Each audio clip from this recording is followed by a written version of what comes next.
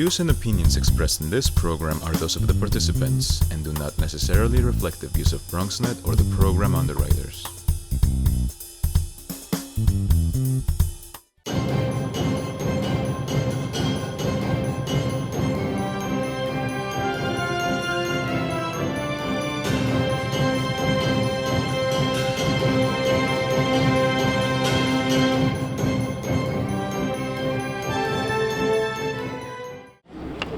As always, I'm happy to see everyone.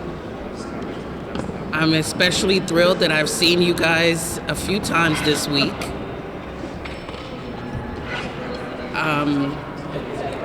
I am Marika Scott McFadden. I'm the Deputy Borough President here in this great borough, the Bronx. To my left, Tom Lucania, Director of Community Boards. Joseph McManus, representing Councilmember Torres. George, 12, Community Board 12.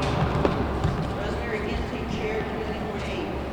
Good morning, Karen Gannon, District Manager, Community Board 8.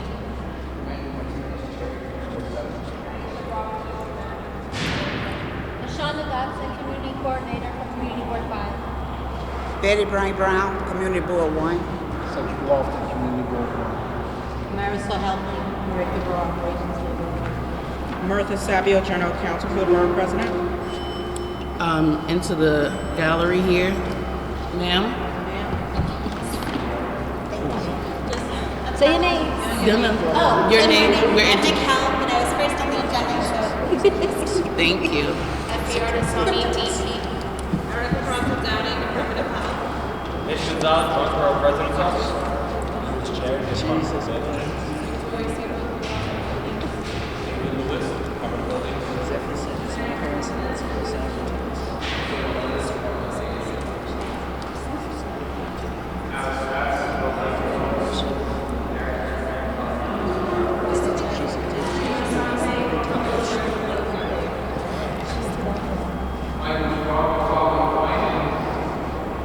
Wonderful. Thank you all for being here this morning. Pursuant to Chapter 4, Section 85, and Chapter 69, Section 2706 of the New York City Charter, a joint meeting of the Bronx Borough Service Cabinet and Bronx Borough Board will take place here Thursday, November 21st, 2019, starting at 9:30 at 851 Grand Concourse in this lovely rotunda. And today we're just gonna jump into our agenda. Our first item is an update on a green infrastructure, specifically rain garden, the rain garden program. And we have a presentation by Mikhail. Yes, Michelle voted Mikhail. Very good. Well, you should have told me that before. And she's the Senior Advisor, Public Affairs at New York City Environmental Protection. So let's thank her for coming. Good morning, everyone. Is this working? Can folks hear me? Oh, got it. So I will try to project. Good morning, everyone. Thank you so much, Madam Deputy Borough President. It's really an honor to be here this morning to give an update on our rain garden program. This is a program that DEP has been working on since 2011. I've been working on this program since that time. We've had a lot of great success here in the Bronx, a lot of support from many of you and many of your constituents, and so it's good to just give an update on where we are. So just to set the stage a little bit, when we use the term rain garden, I'm talking about this design. Has anybody seen any of these rain gardens in your neighborhoods or while traveling? We used to call them bioswales, but we realized that was a tough name for folks to really wrap their minds around. So we went through a little bit of a facelift a couple of years ago. But really the heart of why we're building these, particularly here in the Bronx, relates to water quality in the New York City waterways. If you think back to Water quality in New York City, particularly in the 1980s when the Bronx River was on fire, when there was lots of pollution happening all across our rivers and creeks. You can see here in 1985, red indicates a very high concentration of fecal coliform, which is a bacteria indicator. And you can see that much of the harbor was in a lot of trouble. But over the last 30 to 40 years, we've seen significant investment through DEP to improve water quality. And here, what you notice in 2018 is that most of the New York City harbor is blue. Where we're still having trouble are the waterways that are not quite as large as, say, the East River or Hudson River. So for here in the Bronx, we're talking about what can we do to improve water quality in the Bronx River, Hutchinson River, and Westchester Creek. So a lot of the programming that we're talking about is very specific to those three water bodies. So you can see here, it's a little bit of a better image that the water bodies that are in red are the ones that don't currently meet water quality standards. So we have embarked on about a $10 billion program to reduce combined sewer overflows and improve water quality in these specific waterways across the city. So when I use the term CSO, I'm talking about combined sewer overflows. If you think of the city sewer as sort of one pipe going down the street, every single day we're collecting sanitary waste from New Yorkers' homes, schools, businesses. Every time you flush the toilet, do the laundry, take a shower, all of that dirty water, that wastewater, is going into our sewer system and to one of our wastewater treatment plants.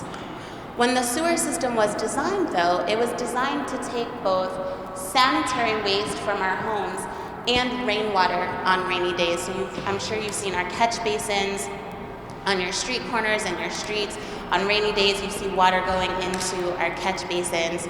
And so that rainwater and wastewater mixes together in the combined sewer. On most days, that combined mixture goes straight to our wastewater treatment plants, and we treat both the sanitary waste and the rainwater.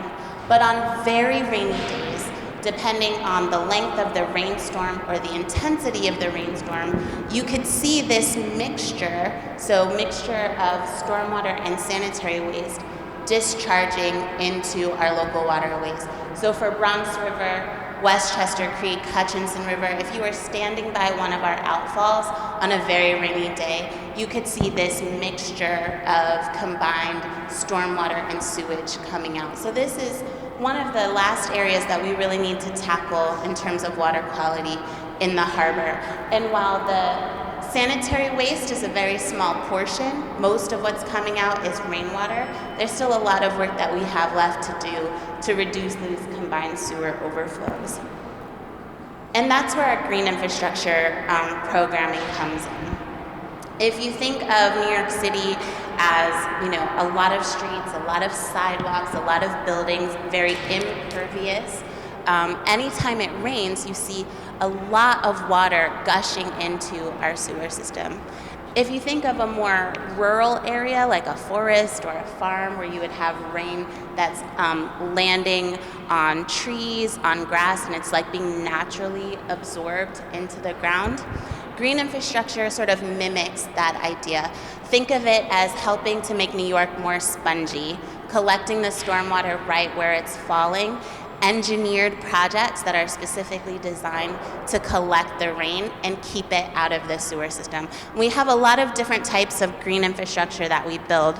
The rain gardens, which we'll be focusing on a lot this morning, but we also build on New York City schools, parkland, we work with NYCHA, and we have a grant program for private property owners that might be interested in projects like a green roof or a rain garden on their property. So this program in total is a $1.5 billion program.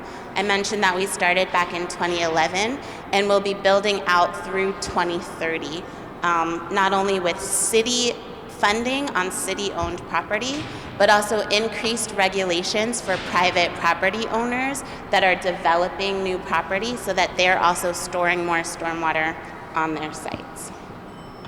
So I mentioned our public property retrofits. We've had the privilege to come out to some of your communities where we've done partnered with the Parks Department to replace parks. Think of how much of our parkland is really asphalt, not a lot of green space, not a lot of play space. So we've partnered with the Parks Department, we've partnered with schools, as I mentioned, and NYCHA to really beautify spaces while also using these green infrastructure assets to collect stormwater. So to talk a little bit about the rain gardens, the way to think of them, if you were just to walk past one, it might look similar to a New York City street tree, but there's some key differences. So the first is that there is an inlet and an outlet, and this is built just upstream of a catch basin.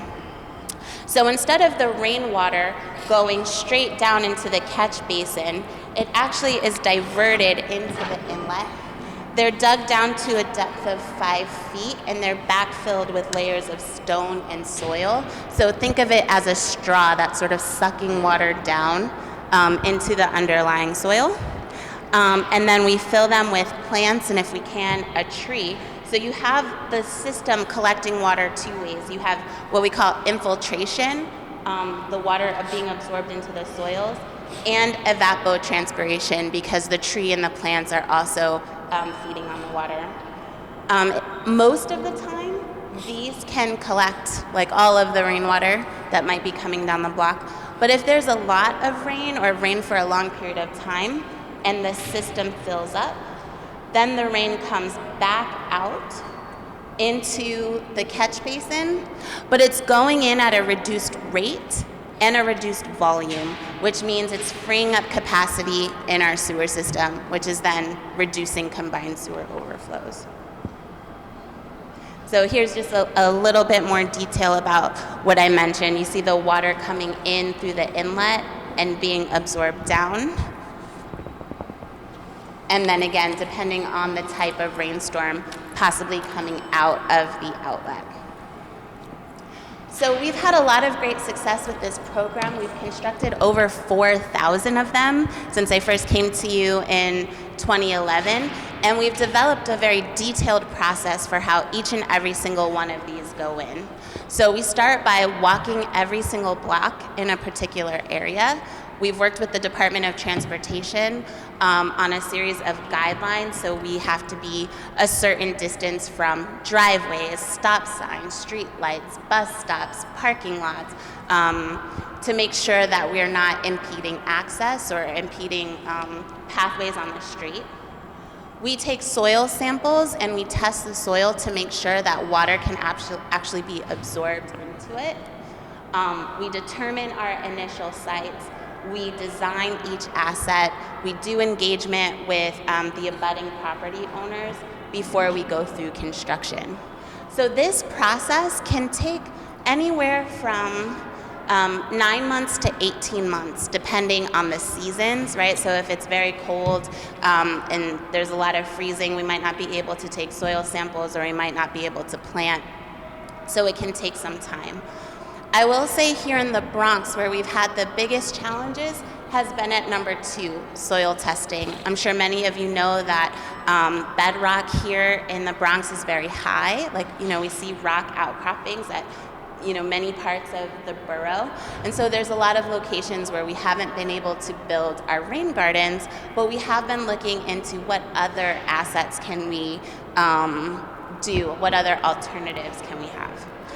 So for one of them, we can do what's called our concrete top, which basically if you were walking along the sidewalk, you probably wouldn't even notice it because it would look just like the sidewalk. But it has an inlet, and it's designed with the underlying stones and soil, so it is still collecting the rainwater. This is really helpful for areas where there's a lot of industry, where you might have folks that are doing unloading and loading of materials, but we still want to capture that water off the block. And so that's what it looks like, one of the examples of what it could look like from the top. What we've really tried to do is work with property owners, abutting property owners who have been concerned. There's a lot of neighborhoods across the city who are concerned about trees, concerned about tree roots breaking up their sidewalk, concerned about access in and out of their cars if they have a disability, or may have sort of in-ground sprinklers that they've funded to irrigate like the grass strip in the sidewalk in front of their home.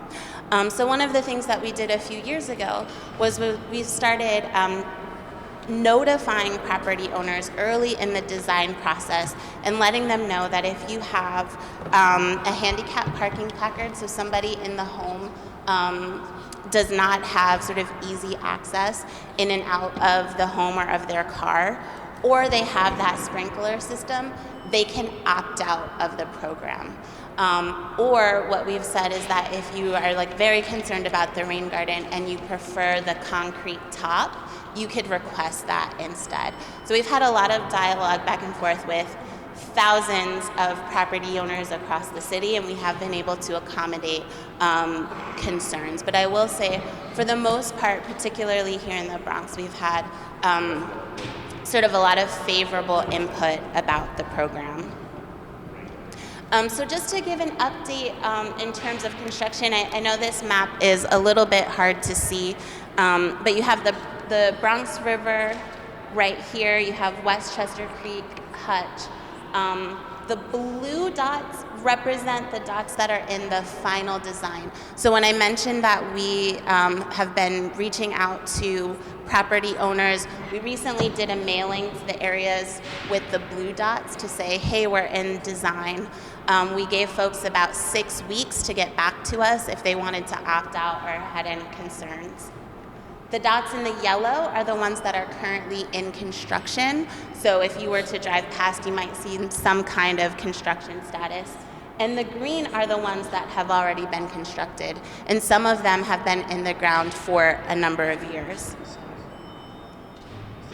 The biggest question that we get asked is about maintenance. Who's responsible for taking care of these? In this case, these rain gardens are city infrastructure. They are assets that we care for and maintain and think of the same way that we think of catch basins. So over the past several years, we've been amping up our maintenance crews. We have over 60 people on staff now. We have a crew that's specifically based in the Bronx. They work 7 days a week, and they visit sites to clean out garbage, to care for the plants, to replace soil as necessary. In the case where there might be litter in the rain garden, sanitation knows not to give tickets to property owners because they know that the rain garden asset is maintained by the city. And we've been able to build up our 311 feature. So if folks do have a concern either with construction or with maintenance after a big rainstorm, after a big event like the marathon or something else where there could be a lot of garbage on the street, they can call 311 and we'll go out and we'll service them. This has also been a great way for us to invest in green jobs at DEP. So we work closely with the Parks Department on different civil service titles. We've really worked with a lot of local organizations that are based here in the Bronx, like Sustainable South Bronx and others, to really sort of build up the green jobs opportunities that we have through the program. So if you have any questions, I think I may have time to take a few, but I also would encourage you to visit our website. We have our annual reports that has a lot more information about our budget, our maintenance teams. You can also get information about specific locations by using our online map. So you can enter an address into the map and find out any rain gardens that are nearby. You can see other assets like our schoolyard projects or our green roof projects as well. So with that, I think I have time for questions if there are any. Mr. McNeil. For many years I was a construction worker, and I know water seeks its own level. How do you force the water into these things? Unless they're lower than the street, Yeah. how does the water get in? That's a great question. So the concrete apron is designed at a pitch. So it's the same way that the water, well, let me start with the street. So you know that the street is designed with a crown in the center, right? So you have the water already going along the curb. Right. It's flowing along the curb, and then the concrete apron has a slope. The rain garden itself, yes, is built slightly lower, so it has a depression in the center. And so the concrete apron at that slope is forcing the water in. So eventually you take all the litter and everything out there to keep it lower than the street? Yes. Yeah, and we're constantly checking the plants. So, and that's part of the reason why all of our rain gardens have the tree guard around them. One, to protect the plants, but also to protect people, because the rain garden is not at grade level. There's the depression. And what's the other issue that you mandate buildings to recoup water? Oh, that's great. So you may be familiar with our 2012 Stormwater Rules. That essentially required that any new construction that was building in a combined sewered area would have to greatly increase the amount of stormwater that they were detaining on site. We're about to go through a new rulemaking process to clarify some of those rules and to encourage those property owners to use green infrastructure. And then for those that are working on sites over 20,000 square feet, they will have increased capture rates that they have to do.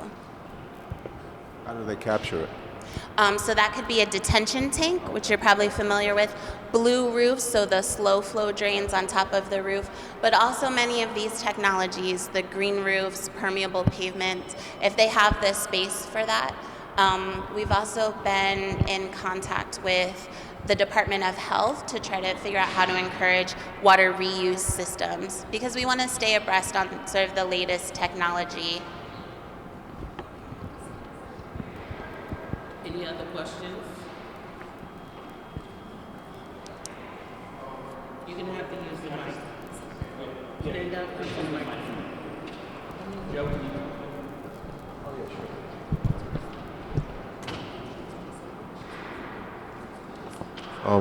Hello? Well, when I see rain gardens, I usually see rain gardens on main corridors of like main streets. Is it like a plan for rain gardens to be, put in residential areas? Yeah, so if you've seen them on Main Street so far, it probably means that we couldn't find a lot of locations on the residential blocks. So we do walk every single block, but as I mentioned, we've worked with the Department of Transportation on things like how close can you be to a building entrance, how close can you be to a driveway. So if you see, if there's a block with a lot of homes or buildings with multiple entrances and multiple driveways, or a very narrow sidewalk, we might not have been able to build there. But I guarantee that we would have walked it, and for whatever reason, only the main corridors might have had the wide enough sidewalks for us to build on. Any other questions? Ms. Lofton? Hi, Michaela, it's good seeing you again. Michaela, I know that you had talked a little bit about the cleanliness of water, and you didn't mention one of the rivers. Even though it's in Manhattan, it does front Board 1. Could you tell us about the cleanup that has happened related to the Harlem River? Oh, that's a great question. So, you're probably familiar with our long-term control plan process and know that our plan for the Harlem River is due in March 2020. So in September, we had a public meeting up at Van Cortlandt Park where we presented our plan for the Harlem River. And for that particular plan, we are recommending that we daylight Tibbetts Brook. If you are familiar with Tibbetts Brook, it was a waterway that was essentially engineered to go into a pipe. It was completely covered over, like a lot of New York City's local ecology. And so the water itself, a lot of it goes to our treatment plant for treatment, and it takes up capacity in our sewer system. And many community boards, CB1, CB8, the Bronx Council for Environmental Quality and others have been petitioning for a long time to do some type of daylighting for Tibbetts Brook. And we've joined that effort because we see it as a really good opportunity to improve water quality in the Harlem River. So that plan is due to the state in March 2020. We're going to have another public meeting in January, and so I really encourage all of you, if that's something that you think is a good idea, to write letters of support, because ultimately that plan has to be approved by the state like the others, but we think that we've really made the case that it's the best option. And so we're working with the Parks Department and others to really think about creating a new waterway with public access. To be clear, the daylighting would be what? So think of it as creating a channel where the water that's currently in the pipe would be like a creek. And Effie, possibly we can send the presentation from that meeting. So we have some really nice graphics that show what it would look like. So basically just returning it back to that. Yeah, it would still be an engineered system, so it wouldn't be like the Bronx River. You would still have to have some like say concrete sides to shore up and other pieces, but it would be a lot more natural than it flowing underground in a pipe right now. Thank you. Any other questions? If not, we want to thank Raquel for her presentation. Thank you so much.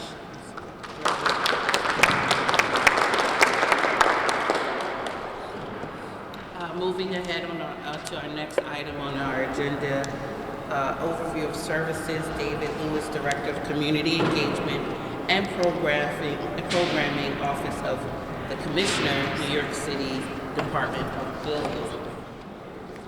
Good morning, everyone. My name is David Lewis. I'm with the Department of Buildings. Thank you for inviting us this morning. And we're just going to go over a brief overview of what takes place at our agency, what our agency is about. And so at the Department of Buildings, we have over 1,800 employees, and we deal with a lot of issues. I know a lot of people are familiar with the enforcement aspect, but we deal everything from compliance and legal regulatory issues straight down to communications and marketing and everything in between, such as finance, development, and technical affairs. In addition to our unit, External Affairs, in which we work with the community on troubleshooting issues that are taking place in your neighborhoods.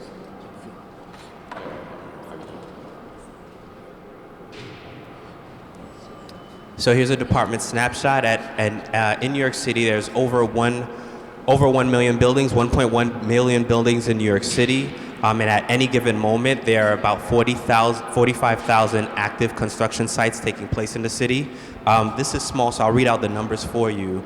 But that correlates to 237 million square feet of new construction that was built between 2015 and 2018, compared to about almost half that between 2011 and 2014. There are 153,000, almost 154,000 permits that were issued back in 2018, almost 9,000 new building permits, and close to 144,000 alteration permits across the city. In addition to that, there were 2,092 demolition permits.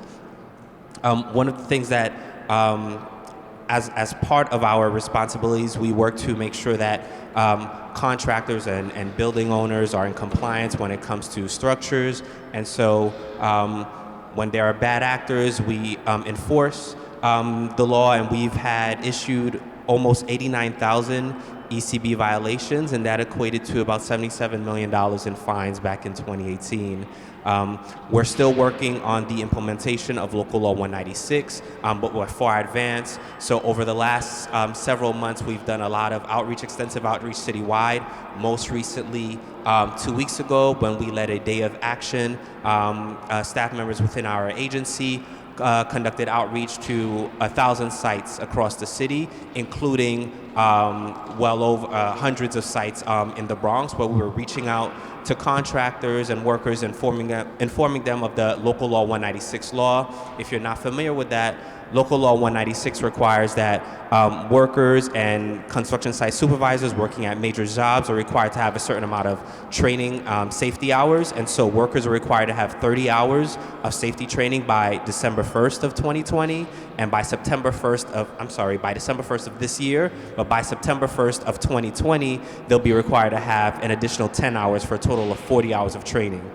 Construction supervisors, site safety managers are required to have 62 hours of training by December 1st, and we're continuing to push out the effort to educate workers about this information.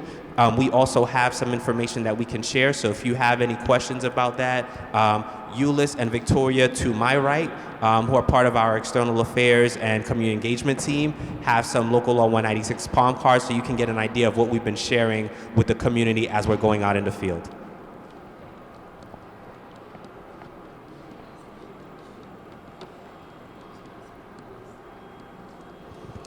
In addition to the outreach that we've been doing, in 2018, there were almost 9,000 new licenses issued to construction professionals across 25 different disciplines.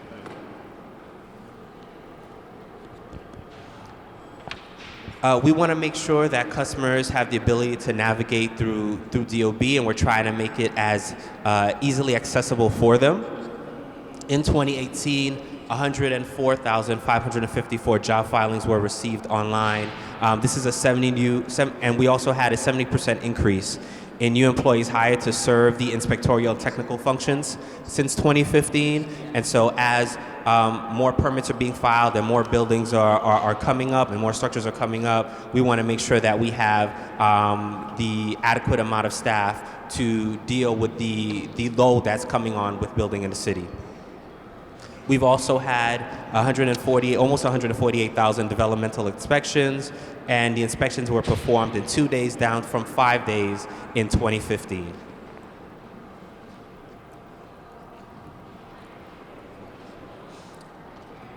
So to strengthen our enforcement efforts and ensuring that we're able to protect the public, over the last 5 years, we've hired an additional 300 inspectors. We respond to A complaints within 14 hours and B complaints within 10 days. But I'd like to say that our external affairs unit, our community engagement unit, works closely with all of you and the community, our elected officials, to make sure that if there's an issue that's taking place in your neighborhood, on your block, that you would let us know and we would flag it and have our inspectors go out even quicker. So if there's something that you make us aware of, we can even provide a quicker response time. In 2018, like I said before, we issued almost 89,000 violations. So we're really trying to make sure that we're reducing the amount of bad actors that are taking place citywide. We've also quadrupled fines for those who've had the most serious safety lapses. Part of that is also making sure that those bad actors are not able to have an opportunity to build again in the city. And so we've worked to revoke, either denying licensure renewal in 209 instances to prevent unqualified and problematic applicants from doing construction here. And 80 construction professionals have had their license either revoked or suspended. In addition to that, we provide monthly enforcement action reports in our enforcement bulletins that are public for everyone to view. So part of the mayor's overarching plan is building one city in which information is easily accessible to everyone, making sure that everyone has the ability to file permits online or just view information online when it comes to structures and buildings. DOB Now was created. We wanted to make sure that people had the ability to interact almost live on a web-based portal that would not only allow licensed professionals, but also just regular lay people who may have hired a licensed professional to have access to what's going on in DOB Now. If you excuse me 1 second, I had some dates that I wanted to share with you guys, but my computer just went on sleep mode. 1 second, I'm sorry.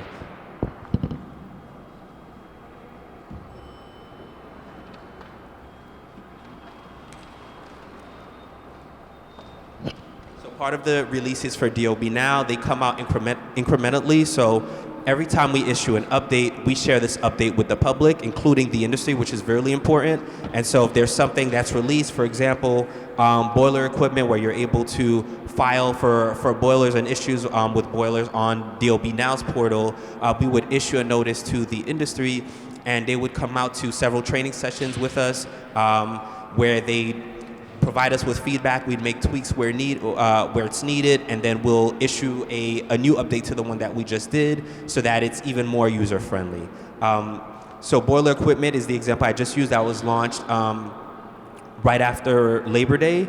Cranes and derricks it's currently on target for a winter 2019 release. Job structure type, withdrawal, and supersede functionalities are going to be released also winter 2019, and general construction filings are slated for 2020. So I say all of this to say that DOB Now is constantly getting updated, and so as information is coming out, we're sharing information with the public and the industry on how to use the system and what kind of training that they can have. On our website, there are links to how to use DOB Now, and you'll find everything from past trainings that have taken place to PDF files on how to use the portal to also YouTube videos. And they were created in layman's terms so that the public, the common lay person, can have access on how to use this information, how to use the portal.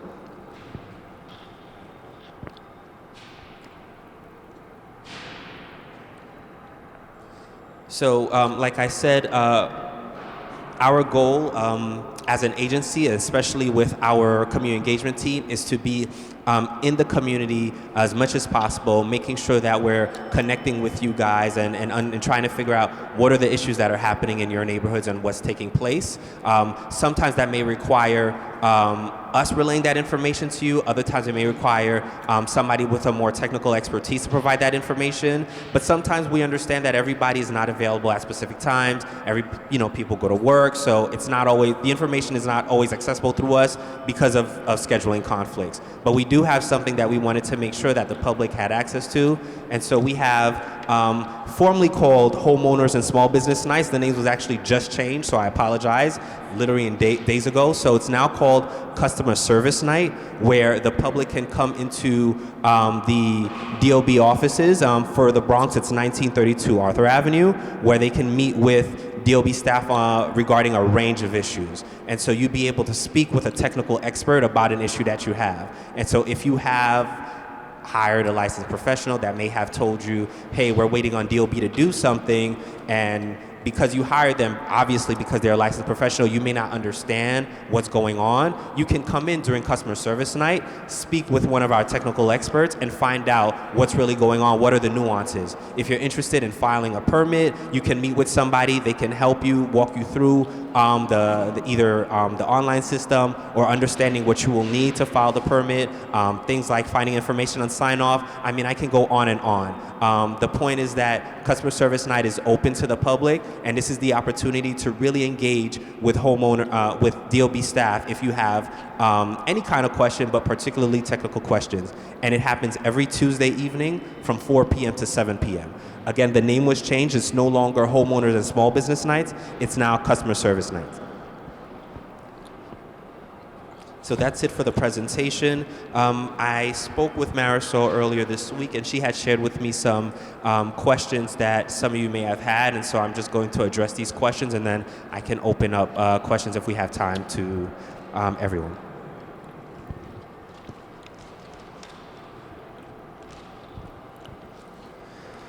So one of the questions that we receive is if basement apartments are still legal, as many people here, many of your constituents are having repair issues. So what I understand that question to be is that many people want to know whether or not their basement apartments are legal. And so there's a difference between basements and cellars. And so what makes an apartment habitable and legal is the amount of clearance that you have and how much below grade you go. So if your ceiling is, most ceilings should be at least 8 feet, so you can't be more than 50% below grade. If you're 50% below grade, that means that your apartment is not a legal habitable space. And so you can't be 4.5 feet below grade. You have to have enough clearance in order for your apartment to be habitable.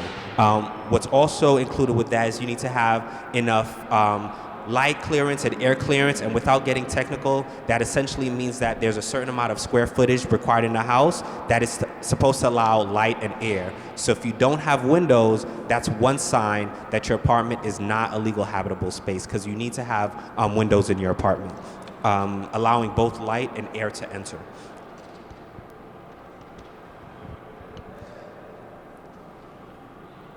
There was a question about whether or not someone can rent an apartment with, I'll just read the direct question. Can I, as a landlord, rent an apartment with a high rent, like $2,200 for a bedroom?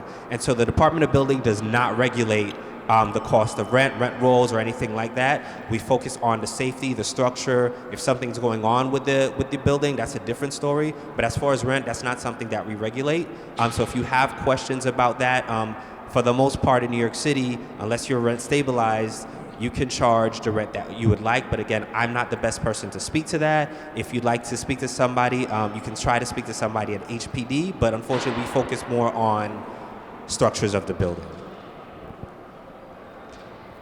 There was another question about whether can businesses legally leave up scaffolding or sidewalk sheds, as they're known, for a long substantial of time. And in this example, it was about 3 years. And so the short answer is yes, but I will definitely explain why.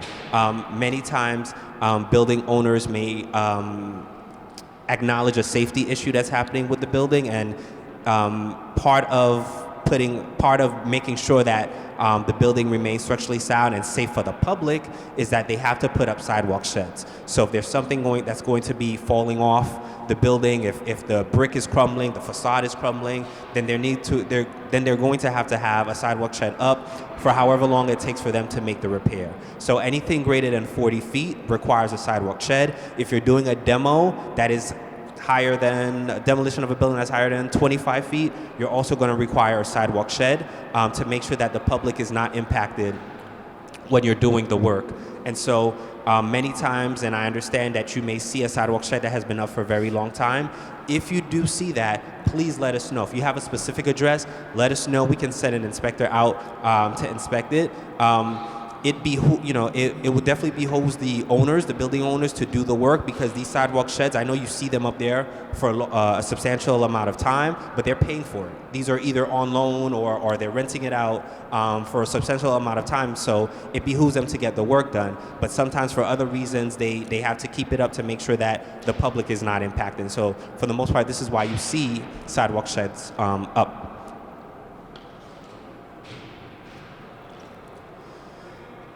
I would like to know how often existing construction projects are inspected during the time frame of a scheduled completion, and what are the requirements as far as training for workers. So we've touched upon the training for workers already as regards to Local Law 196, but I'll just give you a quick summary again. 30 hours of training is required by December 1st for workers, and site safety supervisors, construction supervisors are required to have 62 hours of training.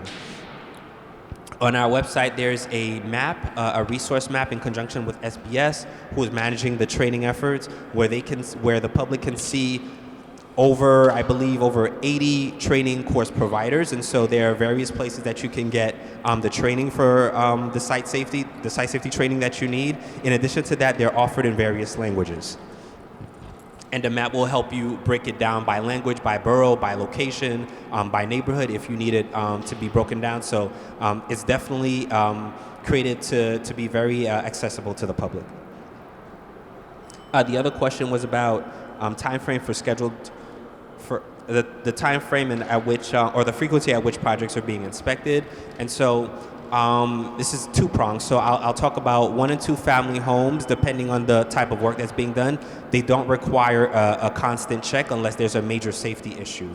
And so unless you're going to require a plumbing sign-off, an electrical sign-off, the home is not going to be inspected unless it's getting a major milestone, going through a major milestone that needs to be checked. As far as structures larger than 4 stories, then they start then we start talking about major jobs where our inspections and enforcement teams are out constantly making sure that the work that the contractors and the developers are saying they're doing is actually getting done.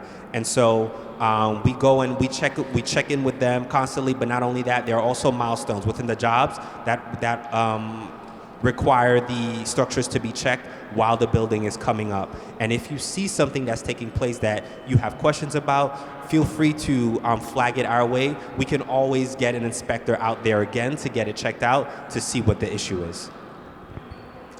That's it for me. Thank you so much. I don't know if there are any questions. Okay, that was a lot of information. I think George had his hand up first, and then Mr. Hall. George. All right, I'm sorry, I can't hear. Can you hear me? Sorry? You can hear me, right? I can hear you. All right, cool. What is DOB's opinion of DHS's policy on the City for HEPS program, where they take private 1 or 2 family homes and convert them into SROs, considering all the stuff that you're doing with Airbnb on short-term rentals? So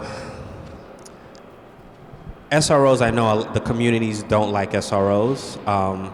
And so what I will do is not tell you what my opinion is based on what the agency believes, but what I will say is that wherever there is something that is not in compliance, we believe the thing is to make sure that they fall within compliance. So if there's any illegal activity that's taking place, as long as we're aware of it and you let us know, we'll make sure to bring out our inspections team and our enforcement team to take care of the issue.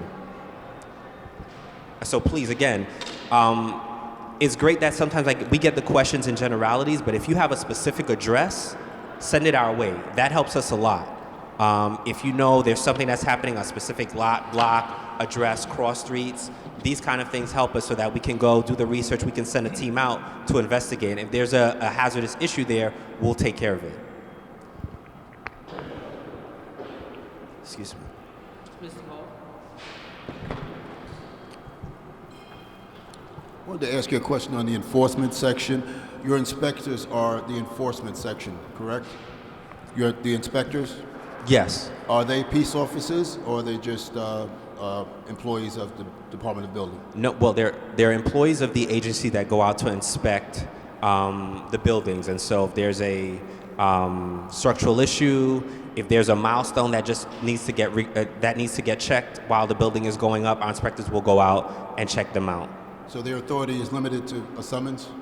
Is that? Yes, right. I guess you're asking whether or not they have the authority of NYPD. Is that what you're asking? Well, are they law enforcement? No, they are not law enforcement. Okay. No. And the other question I have, the suspension. Is there a time frame on suspensions? If a building owner gets suspended, can they correct that violation and get reinstated in 6 months, a year, or how long is the suspension? Yeah, well, it depends and it varies, and it also depends on the issue. And bad actors that continually do a bad job, they may not have the opportunity at all to work again in the city. Mm-hmm. Okay, thank you. Mr. Lofton, and then Mr. Dudley. Good morning. Question. What is your definition of a major construction site? You say major construction sites here? Okay, yes. And so a construction site safety supervisor is required on a job that has, it begins at 4 stories or more. So anything at 4 stories or more. So when you're talking about a 1 and 2 family home, that's not a major construction site. You're building a private home, and even a multi-dwelling like a 3 family, not really so much unless it's really a large property. That is not considered a major construction site. So all the multiple dwellings that we're now having built in the Bronx, there's a requirement for OSHA training, correct? Well, it's not only OSHA training. That's why I said safety training. Okay. So a component of that is the OSHA training, but there's also safety training on fall prevention, sidewalk sheds, things of that sort. Okay. Who's responsible for picking up the cost of that training? If I have a person on site that's working for me that have to take this requirement training, who's responsible for that? Is the developer responsible for that? The contractor is responsible for making sure that all the workers on the site have the required training. If the workers are found to not have the required training, then the contractor will be fined, but not the workers. So it behooves the contractor to make sure that their workers are trained. So the workers are not being penalized for not having the training. They should be aware that they need to have the training, but the workers or the contractors are required to make sure that anybody on their staff working on their sites have the required training. Deputy, just one brief question. Related to sidewalk sheds, who's responsible for the maintenance and cleaning thereof underneath a sidewalk shed by law? So whoever puts up the sidewalk shed, the contractor is required for the maintenance of the sidewalk shed. And so if there's an issue, please let me know. If you have a specific location, please let me know. Okay, and the cleaning thereof?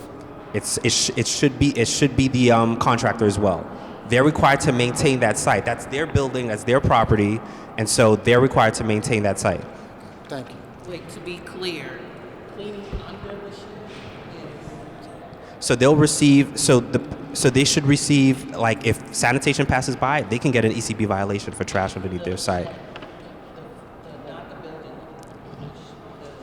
Well, the building owner is the person that puts up the shed, right? And so if something's wrong with the shed itself, then that's the building owner. If now there's trash along the location, it should be the building owner to make sure that they're maintaining the property. So, right. Because it kind of sounded like the person who built the shed or constructed the shed was the one responsible. Well, so no, I'm sorry. So whoever puts up the shed, as in the contractor who's putting it up because they're doing work on the building, right? And so unless there's a property owner that hires a contractor to do it, then you'll go back to the property owner. But whoever's supposed to maintain that building is responsible for that shed.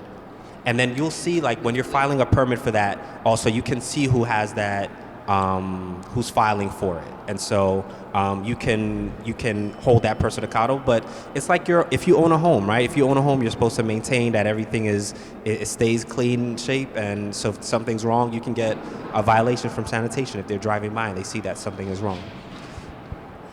Thank you. Mr. Dudley. Yeah. Good morning, Mr. Lewis. Good morning. I just have a question.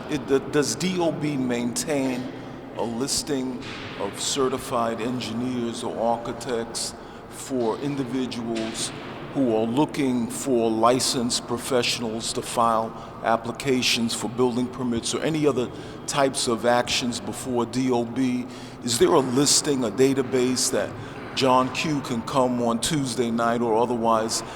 And because there are concerns, a lot of times, individuals that they might retain or pay for that service is not licensed. So I was just wondering whether or not DOB maintains a listing of licensed professionals in that regard. No, so we won't maintain a referral list. I think that's what you're asking for. We won't maintain a referral list, and then the liability is on the city. So if something happens, you're going to say, hey, you had this licensed professional on your approved list, and now something happens. So it's the homeowner or the person that wants to build the structures up responsibility to obtain a licensed professional to get the job done. But if they have questions along the way, they can come on a Tuesday night during customer service nights, the homeowner that is, to come and speak to somebody to make sure that whatever the licensed professional is telling them aligns with what we're explaining to them as well. Okay. So in other words, DOB can't verify whether or not an individual is licensed to submit a plan before that agency? The verification, yes, that's different. But if you're saying, I want a list to go from the list and pick all the best licensed professionals or to build a structure, then no. But if you want to know... You don't have a listing in that respect. No, but in order to submit certain things and file certain things, you have to be licensed. And so you have to be verified. And so we'd be able to verify that. You would be able to do yes. that? You would do. Okay, thank you. Just in regards to the bad actors that you were discussing before, how are they flagged by your agency, and how can community boards work with DOB to help identify them? They're flagged various ways, and so we do. We inspect. We are on constant rounds. Our inspectors are on constant rounds, checking construction sites. We also check during milestone inspections. But one of the most important parts is, like you said, how can we partner with you? That's the key here. So if you know that something is happening in your neighborhood that needs to get flagged, feel free to let us know. That's the most important part. We want to make sure that we're walking step by step with you all. So if you know if something is happening on 161st Street, we're happy to get down there if you let us know. And we're happy to investigate. But we do inspect. We also check when there are milestones. But again, it's also complaint-based as well. And so sometimes we get 311 complaints, or it'll come directly from the Borough President's office, it'll come directly from the community board, and then we can go out and inspect as well. So before we move on, can you just say how they can reach you, Well, I'm happy to share my information. I have two amazing people dedicated to the Borough of Bronx, and that's Euless Jarrett and Victoria Seabrook. She's to my right. So you can reach out to them. And I understand you guys are all in communication with them. If you have a question already, you should be reaching out to them. I can also share my information. I'm happy to do so. But again, I'd always loop in our Bronx team here, because they'd be the ones boots on the ground working in the Bronx to make sure that these issues are resolved.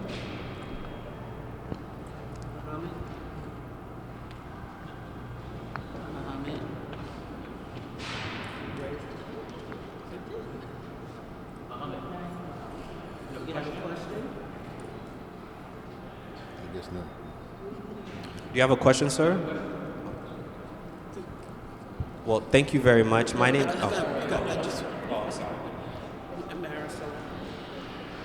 You're not off the hook yet. Two things, like, is ACE provide a list of those bad actors? Is that listed on the website? I don't believe it's listed on the website. I won't make a commitment of being able to provide that yet. I'll get back to you. And then second of all, we get a lot of people that come in and we always send them to a homeowners night. My question is, are you looking to expand that program into more nights and more evenings available to the community? Because my understanding is that because of the limited time, you may not be able to see a person on that night. And you're saying at the DOB office? Yes. So you're saying people are leaving without seeing a technical expert or seeing staff? Is that what you're saying? The concern is that because there's so many people that are going in on that Tuesday, that not everybody will be able to be seen on that evening, so they would have to wait till next. So okay. The question is, are you looking to expand the homeowners night? Okay, program? so two answers. The first thing is that as of right now, we have the capacity to take more people on Tuesday nights. We're definitely at capacity for customer service nights on Tuesdays yet. So if if you feel like your constituents are stating to you that they don't have they're being turned away, please, we're more than happy to serve them. And so it'd be great for us to be at capacity so that we can discuss actually having a formal night. But with that being said, again, our main goal is making sure that we're connected with the community. So if there is a need, I can work with you, maybe to be here, be at a community board, whatever it needs. But first, I'd like to really tap into making sure we're maximizing the resources that we have at our office. We have a lot of technical people there, so it's definitely a big push to bring all these technical people in a different location when we're not even maximizing what we have right now. I mean, push as many people to Arthur Avenue on Tuesday nights. Once we get maximized, we can definitely talk about other times and dates. But with that being said, we're happy to be as flexible as possible to serve the community. Just had a follow-up quick. When there is a number of failed attempts to get into a location by a DOB inspector, for whatever the purpose is there is a posting that the inspector will leave? Is it called LS4? Is there some type of notice that's posted to inform the property owner that DOB has made a failed attempt and that they need to contact DOB to allow access? Is there a protocol? Yes. There's something is posted on the door every time that we go out so that they can notify us. And so if they do not notify us after, I believe, 3 times, after the 3rd time, then we won't be able to go back out immediately after. But then if there's another incident, we'll go back out and then we'll try again. But right now, we're in the process of working on tweaking that system a bit so that we can try to get a response until they respond. So we won't stop until they respond. But we're not quite there yet, but we're working on an initiative. Right. Because the concern obviously is going to be if it's 1, 2, or 3 failed attempts and you post the notice, it's their obligation to get in touch with you, and they don't do that, and there may in fact be an emergency condition at that location that warrants an inspection, that poses a problem. So I'm only raising it to understand whether or not there's any action on the part of the agency, either through local law changes or to lobby for local law changes that may make more stringent the requirement of a property owner to make allowances for that type of inspection that should have occurred maybe months ago, but because of a number of... So that's just something I'm just raising as something that the agency should be mindful and aware of. Duly noted. And again, you all have that power, right? So if you feel like there's some kind of legislation that needs to pass for that to take place, then it's up to, you guys can definitely make that opinion heard. I can definitely speak to our team. That's something that you want to do. But there's also something about forcing your way into somebody's private property, right? And so if somebody has to provide us access for us to get in, we can't forcibly go in. And so if we're allowed access, then we can inspect, and then we'll take whatever notes, and then we'll take whatever action necessary after the inspection.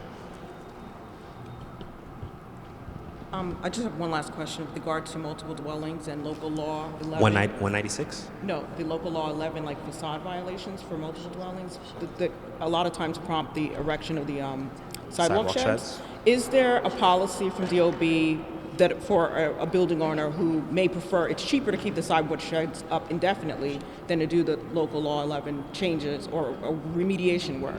Is there a policy at DOB as to how long they allow that to happen? Is it tied to the filing of the cycle reports? How do you guys crack down on building owners that just keep these sidewalk sheds up because they don't want to do the work that's required to the buildings? So as of right now, there isn't legislation that mandates the limitation of sidewalk sheds.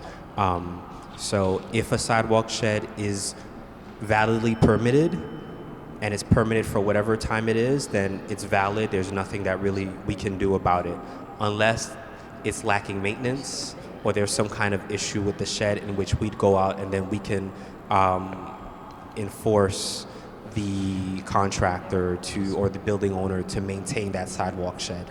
And then if there are any other infractions that need to be issued while we're at the inspection, we'll do that. But directly to your point, no, there isn't something that limits the erection of the sidewalk sheds. Other questions?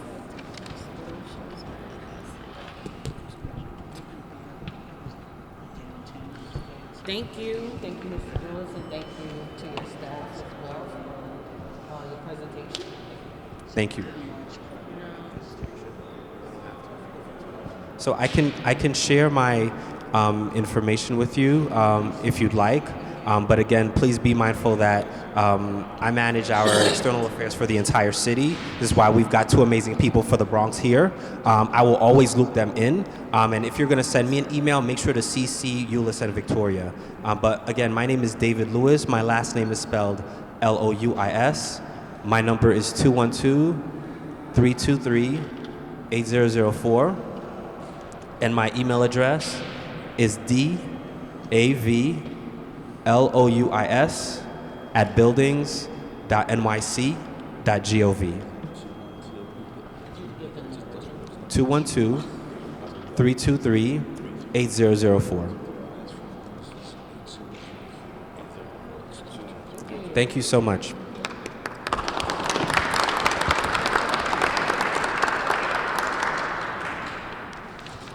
Okay.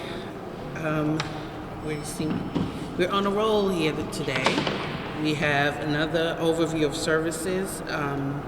The presentation will be from Michael Short, Outreach Liaison, Government Affairs from New York City Department of Finance. Thank you. Thank you for being here. Good morning. My name is Michael Sharp. I'm with the Department of Finance with their outreach team. A few months back, when I first joined the agency, I had a chance to speak with this gathered body just briefly, and I mentioned that the Department of Finance was looking to build a bridge in the Bronx. That was to close the gap between those that are eligible for property and tenant benefits and the actual benefits. Many people who are eligible are not receiving the benefits that they could get. And now that I see a few familiar faces, I get the feeling that maybe that bridge is being built a little bit. But today's presentation, and I thank the Borough President's Office for making this opportunity for me, is to take another step forward in that, because quite honestly, there's a great deal of money that's being left on the table when it comes to these benefits. And these tables are in the communities and among the constituency of those that are gathered here and many others. So what I hope to do today is this presentation will be a little bit in the way of a show and tell. The things that I want to show you are basically a brief overview of what these benefits are. Also, I want to give you a snapshot of where some of the needs are in our community. But the last part, and perhaps the most important part, is I want for you to share with me, or to tell me, some of the ways you feel that the Department of Finance can better engage with your community in order to connect people to these benefits. Now, when you hear Department of Finance, some of you may have some ongoing questions and some pretty involved cases that you're dealing with. For the purpose of today's presentation, I wouldn't be able to entertain that, and perhaps a lot of it, to be honest with you, might be above my level and knowledge and expertise to answer. But we can talk offline about how you might be able to pursue some of that. But what I want to do today is to see if, for all that are interested, to see what steps we can take going forward in order to bring more of these benefits to your community, to your constituency, and have something concrete going forward as a next step. If that sounds good to you, then we'll just proceed. Now, you were handed out a brief stack of papers here, and we're going to keep this discussion on a very high level. We're not going to get into the weeds or the details of these programs in a great extent, because we will never be able to get through everything. But we want to leave you with an idea of what these benefits can provide for those in your community, because that's really what this discussion is about. How can the people of my community, my constituents, benefit from these entitlements that are already out there, already on the table? Starting at the top, you'll see things for homeowners. Now, most of us are familiar with something called a STAR benefit. It's something that's administered by the state. You go online or make a phone call, and you receive a rebate check in the mail, usually around $300, and that's something that you get from the state. But below that line, you're now dealing with things that the city administers.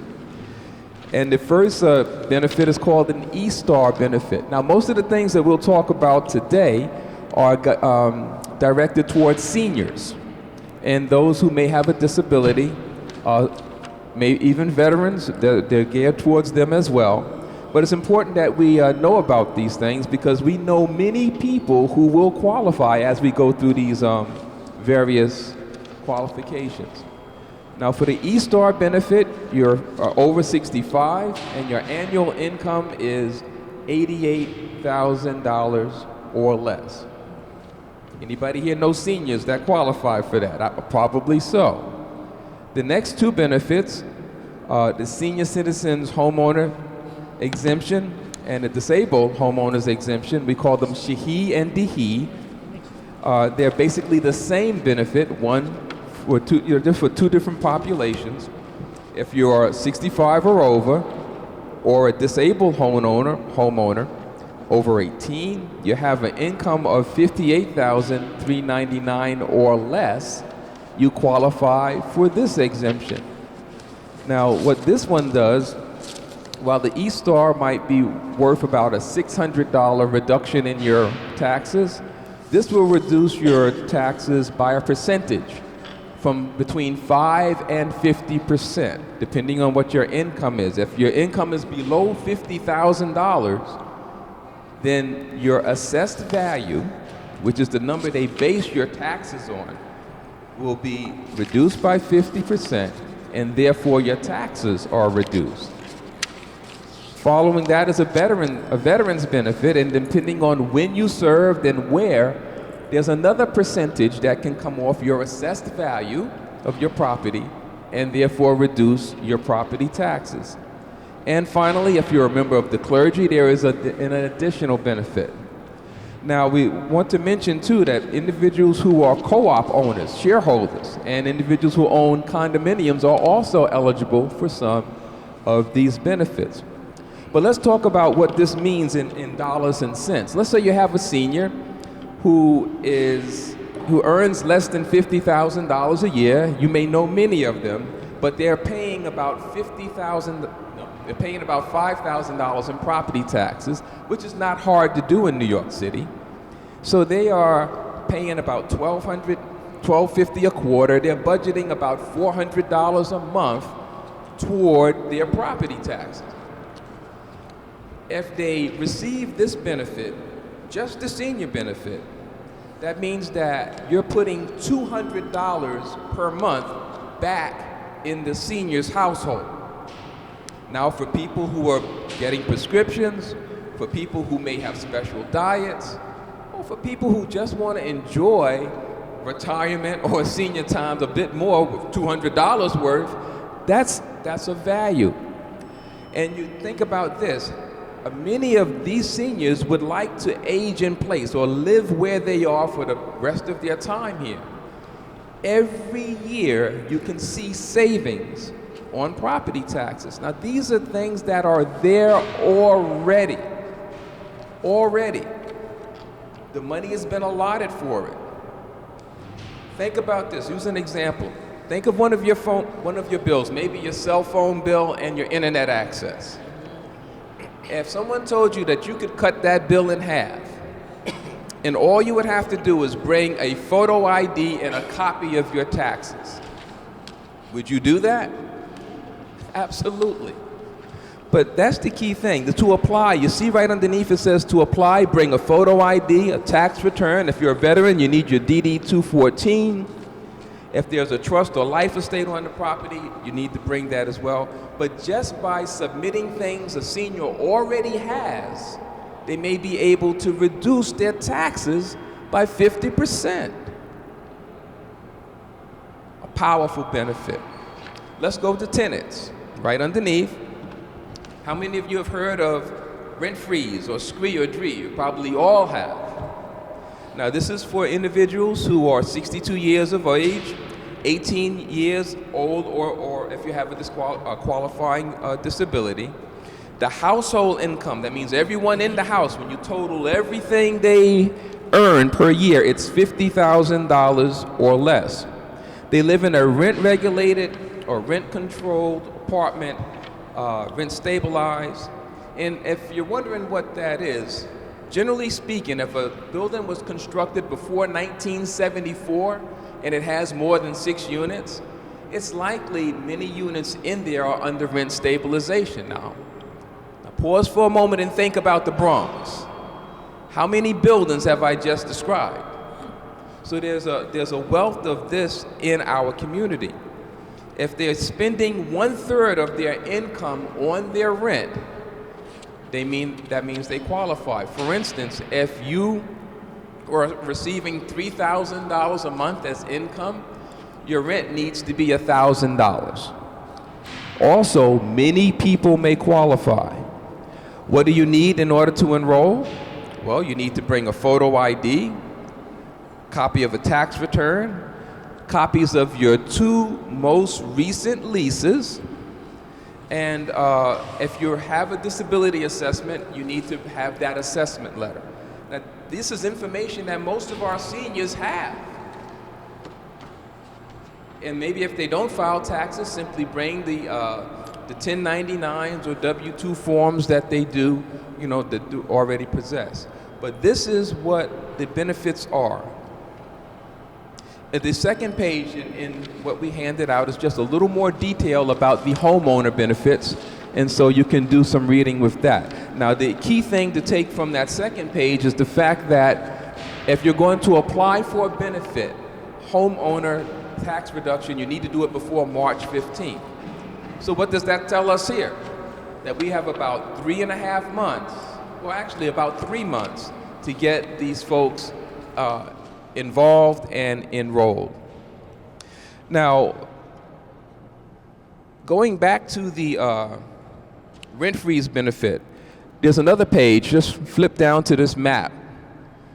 This shows us a little bit about who's enrolling and where.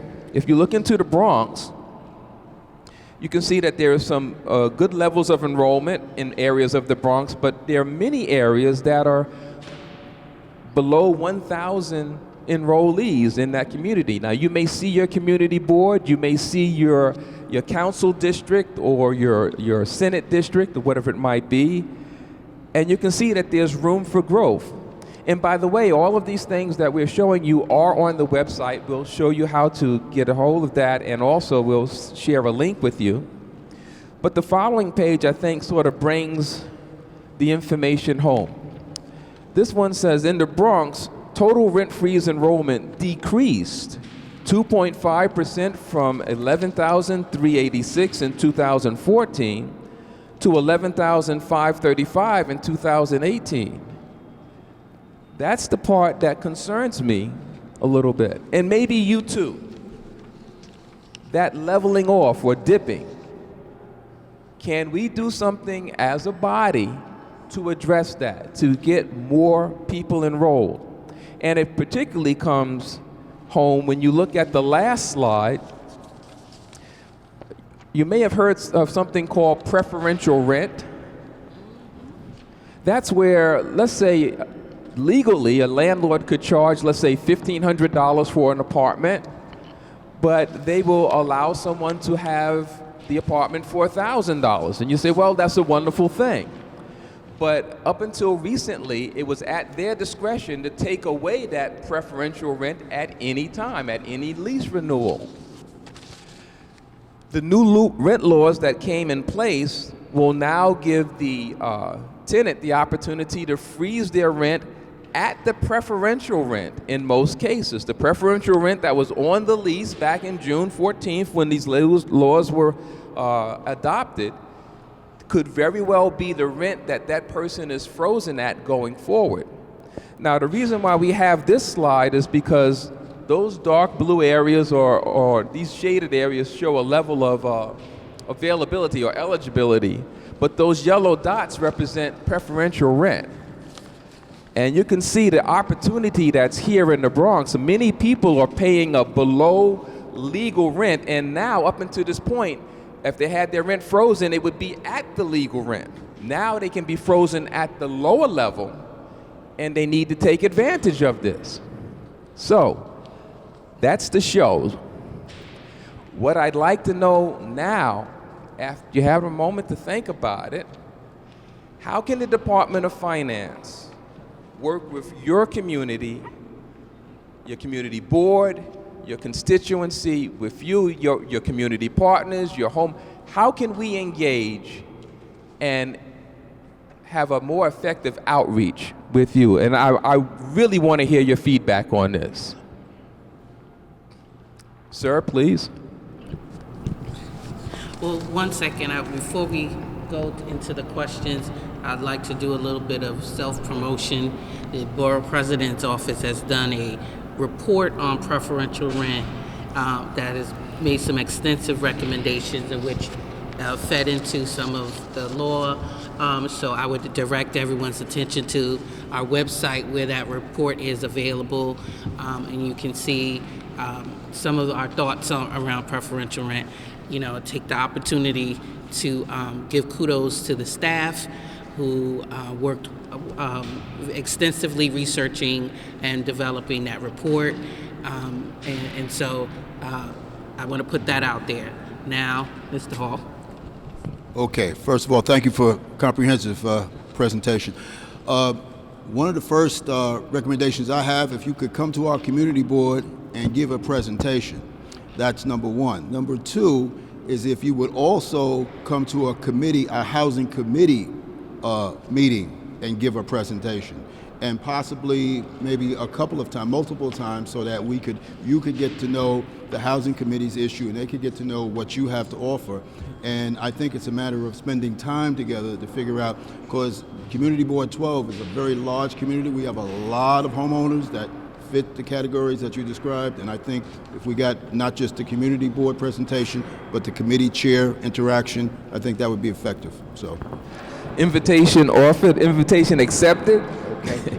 And what I would like to do is of course there's a sign-in sheet, but I would like for, let's say, to get your name, contact information. Also, what's the best time to call you?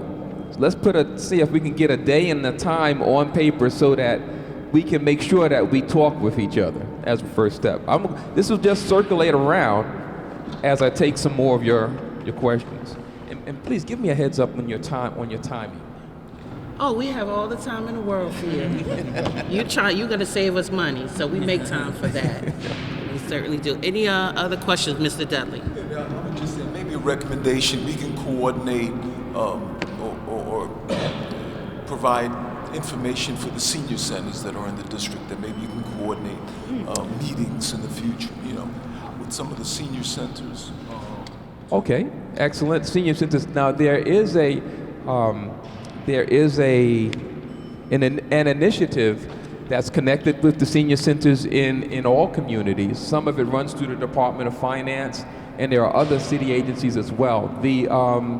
Usually your social workers in your senior centers are very much aware of these things, but definitely just reaching out and poking them again doesn't hurt. Absolutely.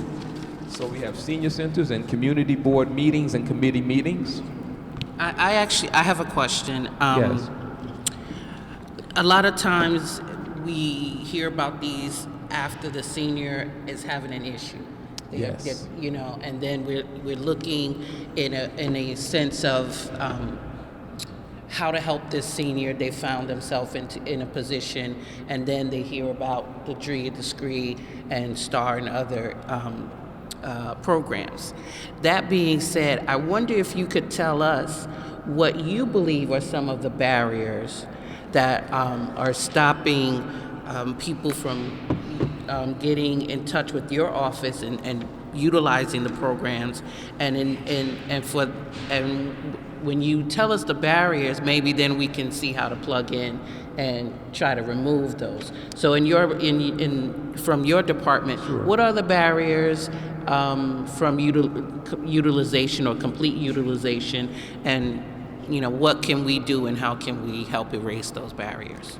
That's an excellent feedback. And I'll say for myself, being someone who's come to the agency this year, I'm still learning about some of those barriers. But I know one thing that I've noticed, to go to the website and to apply is pretty simple. But for the population that we're dealing with a lot, they like a different type of interaction. How many of you have had this experience? I know I've had it with my mother and even with myself. You call up and you get an automated message, and then they say, or if you want to speak to a representative, press 0, and I go automatically to 0, because I don't want to deal with menus and automated things. So a lot of times I think seniors, especially when you're talking about my home and my housing, they like to have a one-to-one interaction with someone. They want to know that I can go to a place and this is safe, and I can rely on this, and I can get help that I need. So I think the type of interaction is sometimes they don't know where to go to get that one-to-one assistance. And that's why our elected officials have done such a great job in doing this. Our community boards are doing it as well. We're looking to build on that and to develop that connection a bit better. That's maybe just one option. The other thing might be simply being aware of what it is. When I enroll a senior in these benefits, you'll be surprised how many of them come to me and they've had this home for 20 years and they didn't know this existed. They just didn't know.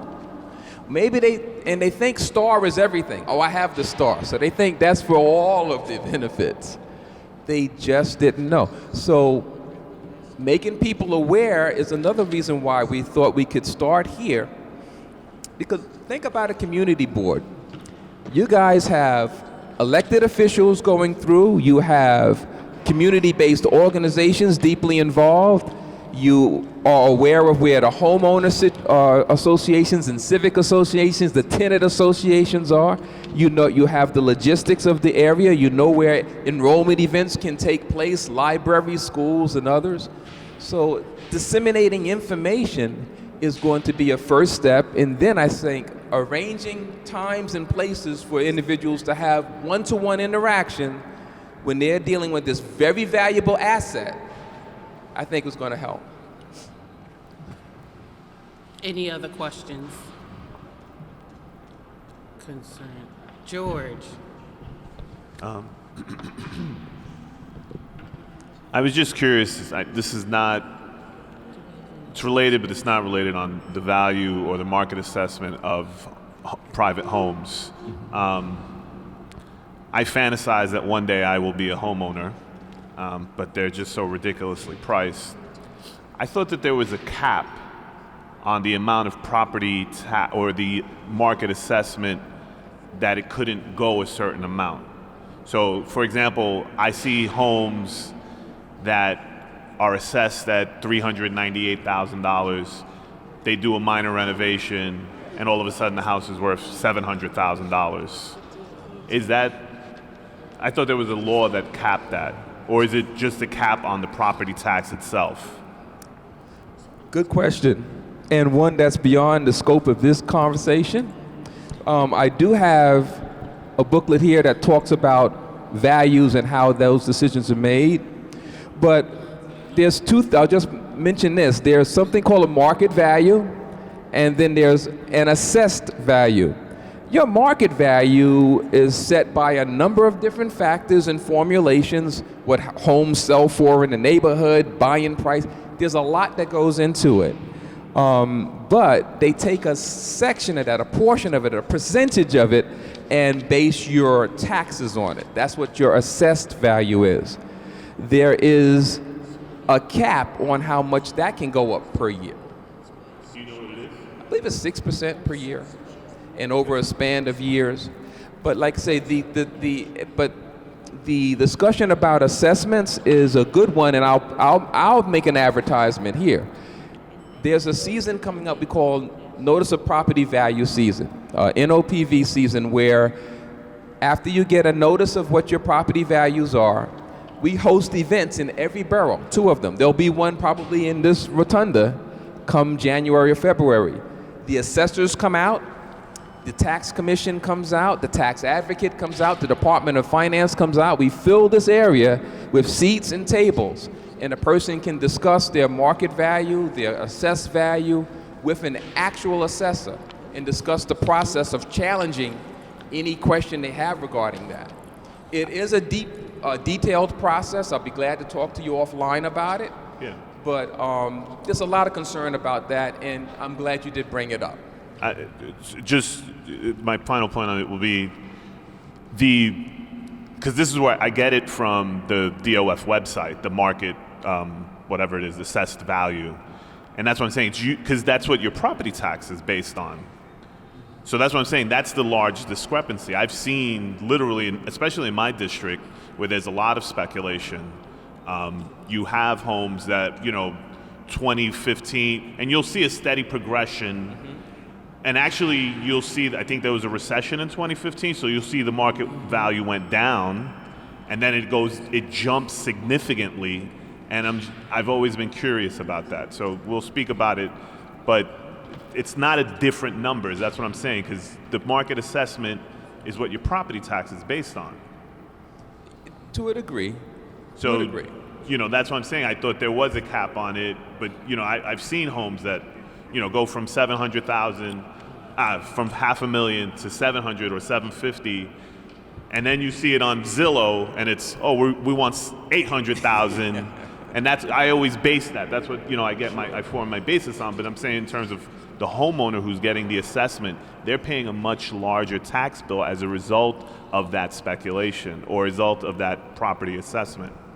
All right, yeah, so that would be a good time for them to actually proactively come down and have an audience with the departments that make those decisions. And as a community board, maybe the thought would be because we have it down here, but maybe it's the idea to try to bring something to your community where it's more accessible to your homeowners, and perhaps to make that request officially either through an elected official or through your office, to have one of these notice of property value meetings or events closer to you. The option is there. I would think it may still be available because those requests go out very early, but something to think about.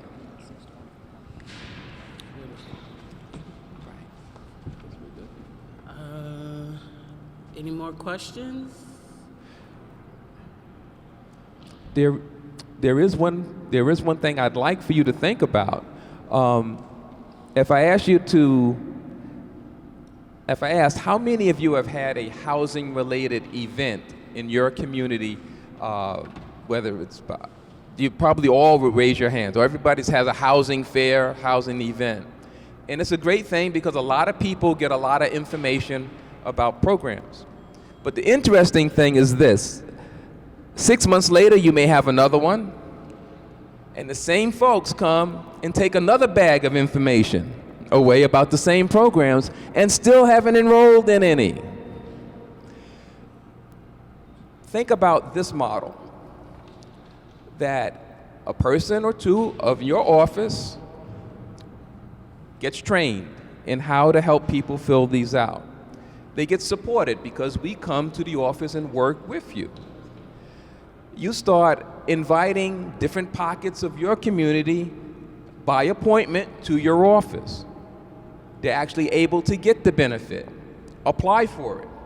Now, it doesn't sound as spectacular as a big event, but if you can do that and repeat that week after week or month after month, 3, 4, 5 people are actually getting the benefit in a year's time. How much money have you put back in your community? And it's a low-hanging fruit. You're going to see constituents anyway. So we say do this. I call it the 4 N's. Engage, which you're already doing. Inquire. Ask, where do you live? Are you a homeowner or a renter? Is it a rent-stabilized building, etc.? Inform them of the benefit and then enroll. Now, none of those things begin with an N, right? But that's the idea. It's a lot simpler than we may have in mind to do. So with that, my ask of you is, if you have any interest in this at all, give me your information. Let's set a time to talk. Let's start with a call. And then I firmly believe that we can build not just one bridge, but many bridges in the Bronx. And most importantly, we can help people cross it the benefits for themselves and their family.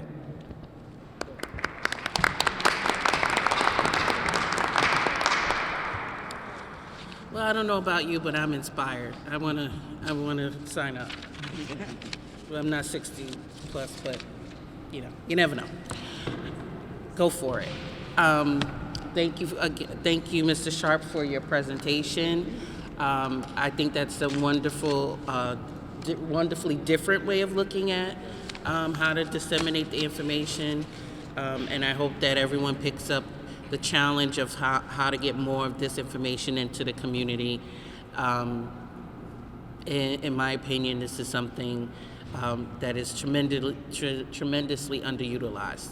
And now I open up the meeting to announcements, acknowledgments, anything that's coming up any board that they'd like to speak about. I see Mr. Melford has a interested look. Does that mean you have something to say? Oh, yes,